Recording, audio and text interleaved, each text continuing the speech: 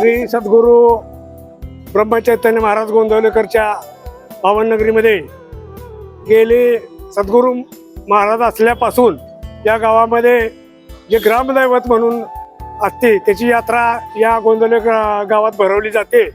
आणि या काळामध्ये जे महाराजांच्या मंदिरामध्ये होणारे सर्व उपक्रम आहेत, महाराज 9 दिवस हे गावात राम मंदिरापाशी रामापाशी राहत असतात। आणि त्या काळामध्ये होणारे सगळे काकडा, आरती, अभिषेक आणि जन्मकाळ हा या ठिकाणी राम मंदिरामध्ये साजरा केला जातो।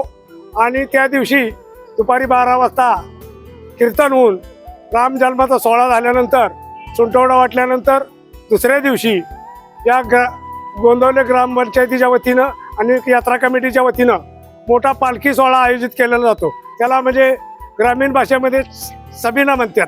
आणि तो सबिना गेली अनेक वर्ष, माझा आता वय 67 वर्ष आहे, मी लहानपणापासून या यात्रेमध्ये बघत आलेलो आहे। या गावाचा आनंदोत्सव हा या निमित्तानं साजरा होतो। पूर्ण भारतवर्षाचं आराध्य दैवत प्रभू रामचंद्र यांची जयंती आपण साजरी करणार आहोत। 26 मार्चला गोंदवले बुद्रुक या ठिकाणी ही जयंती साजरी होणार आहे। त्यानिमित्त यात्रा श्रीराम नवमी यात्रा कमिटीची स्थापना केलेली आहे आणि त्याचं मग जन्मोत्सव साजरा प्रभू रामचंद्राचा थोरले राम मंदिर या ठिकाणी साजरा करण्यात येणार असून 26 मार्चला हा साजरा झाल्यानंतर 27 मार्चला कुस्तीचं जंगी मैदान गोंदवले बुद्रुक येथे साजरं करण्यात येणार आहे। आणि त्याचबरोबर की त्या येणाऱ्या पैलवानांना किंवा ग्रामस्थांना खिरीचंही नियोजन करण्यात आलेलं आहे। तेव्हा आणि रामरायाचा जन्मोत्सव गोंदवले बुद्रुक येथे साजरा होत आहे।